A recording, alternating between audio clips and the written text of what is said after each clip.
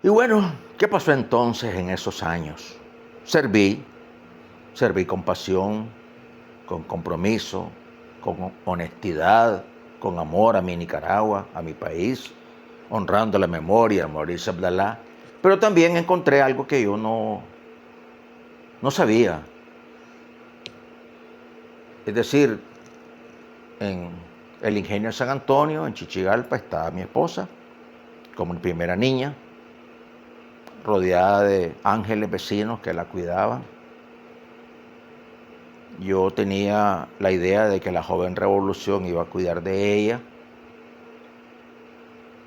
y que yo tenía que servir a mi Nicaragua. Y cambié mi prioridad completamente. Mi prioridad no era ser esposo, mi prioridad no era ser papá, mi prioridad era servir a la revolución. Pero además de servir a la revolución, empecé a ver a mi alrededor muchachas, guapas, algunas de ellas con uniformes verde olivo, fusiles al hombro, jóvenes guerrilleras, cantando, empuñando la guitarra. Y como la costumbre era, pues, como dormir, pues así, en cualquier lugar, en cualquier circunstancia, como que seguíamos en guerra. Porque de hecho, así fue, ¿no? Toda la década de los 80 el país estuvo en guerra. Había puestos de mando, había vigilancia, había... Y yo como secretario político prácticamente dormía en la casa del frente o en cualquier casa de cualquier colaborador. Fui un nómada, pues un nómada feliz a mi manera, construyendo pues lo que había que construir, pero entonces empecé a encontrar cuerpos femeninos e inicié una vida de, de sexo desenfrenado.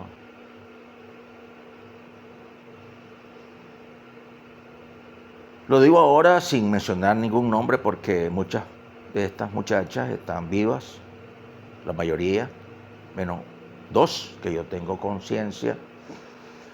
Y nada, fue una mezcla de erotismo, hormonas, sexualidad adolescente, amor, idealización por la época. Yo tenía 22, 23, ¿no? En adelante, ¿no? Años, era muy joven. Y fue una sexualidad, si usara un término ahorita, diría selectiva, desordenada. Selectiva porque había ciertos modelos de mujer que me gustaba, que aún me sigue atrayendo. Soy heterosexual. Y selectiva pues porque había cierta complicidad, ¿no? Juego de miradas, coqueteo, etcétera. Atracción. Pero era comprensible. Los jóvenes sandinistas éramos admirados por la población. Y aunque yo no era ningún héroe de guerra, ni gran combatiente, ni esas cosas, pero nada, era alguien joven, mediquito, secretario político, pues entonces había cierta admiración pues, a las figuras políticas de entonces. Y nada, fueron años de adulterio, de infidelidad. Cuando yo recuerdo todo esto, yo siento un profundo dolor en mi alma. Yo quisiera, no lo pude hacer con todas, pedirle perdón a todas las muchachas con las cuales yo tuve alguna intimidad.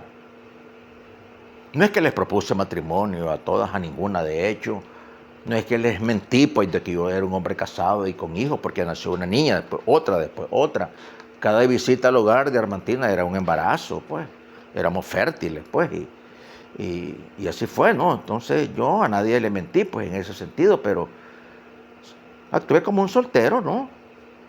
Yo no quiero compararme con el resto de mis compañeros de lucha. Cada quien hacía lo que hacía, no.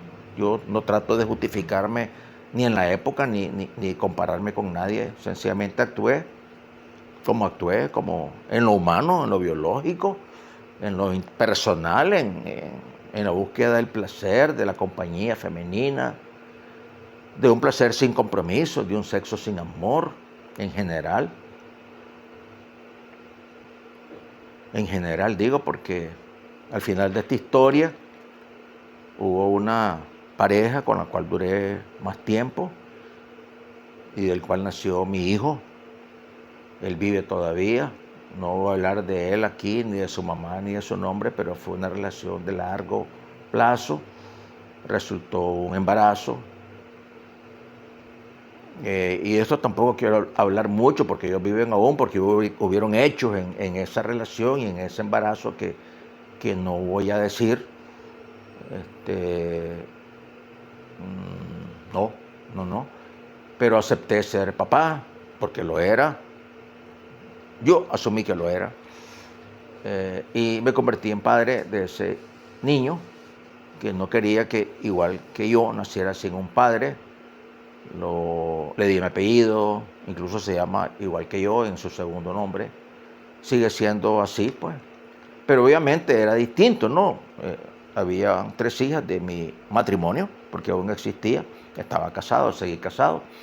Y había una muchacha joven, más joven que yo, una joven guerrillera, y un niño, del cual procuré, pues, en la medida de lo posible, sentir que no estaba solo, que había un papá que le diera la protección, la seguridad y el amor que yo no tuve. Obviamente no lo hice totalmente porque, como digo, tenía como 3 hogares. Tenía el gran hogar que era la revolución y donde yo era movilizado. Tenía el hogar familiar donde volvía de vez en cuando y tenía esta pequeña familia, ¿no? Que era parte de mi vida porque había un hijo ahí al cual yo me sentía profundamente responsable. Pero en ese tiempo, con todos estos hechos, yo sufrí un colapso. Yo me desplomé, yo me desmayé, yo estaba trabajando y de repente caí, pues, y me enviaron a un lugar de recuperación y me llamaron y me enviaron a un lugar de atención mental. Y ahí conocí, pues, al ángel de esta nueva etapa de mi vida, la doctora Amparo Gutiérrez. Fueron 5 años, básicamente de los 25 a los 30 años, que puedo ahora mismo como recordar que estuve con ella. Todo el archivo se quemó cuando la clínica Lucrecia Lindo fue eliminada, ¿no?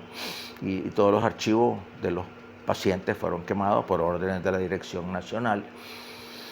Y ahí quedó una parte fundamental de mi historia. La verdad que yo sería muy feliz si pudiera tener esos archivos, ese expediente de mi vida. Pero bueno, yo ahí me di cuenta de varias cosas. Uno, de mis heridas de infancia. Todas vivas, ninguna había sido sanada. Herida de rechazo, herida de humillación, herida de abandono, herida de traición, herida de injusticia. Y que toda esa conducta desordenada, adictiva, sexual, promiscua, hedonista, irresponsable del abandono a mi joven esposa, a mis 3 hijos, estaba profundamente ligado con esa herida y que yo tenía que sanar esas heridas para poder ser lo que yo quería ser, porque en el fondo había una dualidad en mí, pues esa vida me gustaba, era una vida atractiva, pues a qué joven no le gusta, pero a la vez yo me sentía que había deshonrado, es que lo hice, ¿no? Mi familia, mi matrimonio, mis hijitas, que estaban pequeñas realmente, y aunque tenían el dinero, el poco dinero que yo podía dar, pues porque habían ayudas en esa época, tuvieron una mamá pues fiel, virtuosa, sabia, valiente, que la educó prácticamente sola. Fueron al Colegio de la Asunción, estudiaron, se graduaron, hoy son adultas, responsables y con muchos valores. Pero cuando yo fui cayendo en conciencia, me fui dando cuenta de mi actitud, fue un camino de terapia, digámoslo así, y de un profundo dolor en el alma por mi conducta. Y al final de la terapia, además de todos los análisis y estudios que la doctora hizo conmigo, me dijo: necesitas buscar a tu iglesia porque vos sos creyente y quizás ahí puedas encontrar lo que andas buscando. Así que yo le agradezco en el alma a la doctora Amparo Gutiérrez que me envió a buscar de Dios. Y así fue. Empecé a tocar puertas de sacerdotes, en primer lugar. Viví rechazo de alguno de ellos en catedral, ya lo he contado. Hablé con el hermano Benito, creo, de Colegio de la Salle, que me mostró un profundo malestar por mi conducta, pero me escuchó pues y nada, no tuvo que juzgarme oralmente, pero su mirada y su lenguaje corporal lo dije todo. Era una persona asquerosa. Ningún religioso iba a darme con amor y misericordia, eso solo Jesús lo podía hacer. Pero poco a poco, miren, fui buscando. Pero, ¿saben qué, hermano? No se trata de que el hombre busca a Dios. No es René buscando a Dios. Se trata de que Dios siempre nos busca a nosotros. Entonces había un Dios que siempre me estuvo buscando, que me hablaba de diferentes maneras. Me hablaba desde su amor, que yo había conocido de niño, desde su iglesia, desde las oraciones de mi madre, de mi esposa, porque ellas oraron por mí todo este tiempo para que yo volviera, que saliera de ese mundo en el cual yo estaba sumergido. Y en mí había algo también que sabía que no estaba bien, que no era un hombre feliz. Y así fue, ¿no? Poco a poco, poco a poco, poco a poco. Mi hermanita en México ayudó muchísimo. Ya falleció Silvia. Mi esposa hizo lo imposible por hacer todo lo que la iglesia le pidió que hiciera para recuperar mi alma, porque no se trataba del matrimonio, nada más de la familia, mi alma condenada al infierno por mi conducta, egoístas, desobedientes, alejadas de Dios. Y un buen día, hermanos, abrí mi corazón, pude realizar mi primera confesión general, expresé el profundo arrepentimiento que siente un hombre ya un adulto joven por todo lo vivido y empecé el camino que aún sigo de la mano de Dios, y de eso contaré pues en la última parte de este testimonio.